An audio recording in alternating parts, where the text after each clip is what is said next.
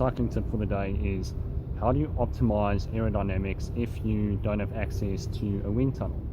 Now, many of us know that wind tunnels can be very expensive and it often costs multiple thousands of dollars.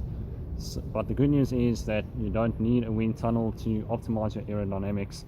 You can simply use a velodrome. Now, to make it count, you have to have access to a power meter. You must own a power meter. And what you do is you ride at a specific wattage.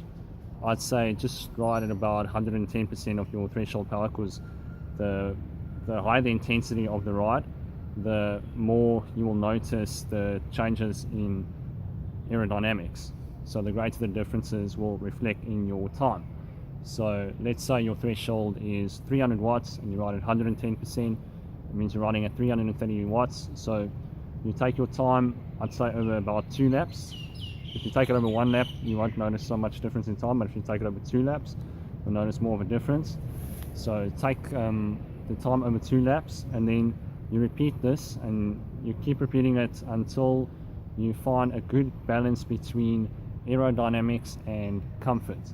Now, comfort is a really important aspect of this, because you want to be as comfortable as possible when you're doing your time trial or your race, whatever it is that you want to optimize your aerodynamics for. And this is the thing that I've learned over time. If you can be as aerodynamic as fucking Lance Armstrong, but if you're uncomfortable, then it's not going to help, you know.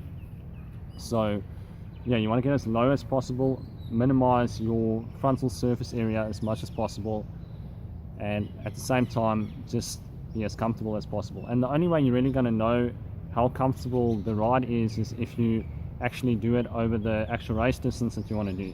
So let's say you want to get as aerodynamic as possible for a 40k time trial, then you're going to actually have to go and test it out for that duration. So it's probably going to take you 50 minutes to an hour do your 40k time trial, and if you feel you're just like struggling, then again, just readjust the position and just keep working it like that till you find the optimal balance of aerodynamics and comfort.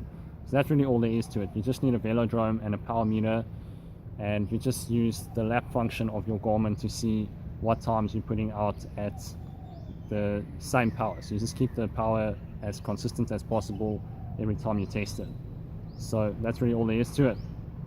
If you found this video helpful, give it a thumbs up, and I'll check you again tomorrow.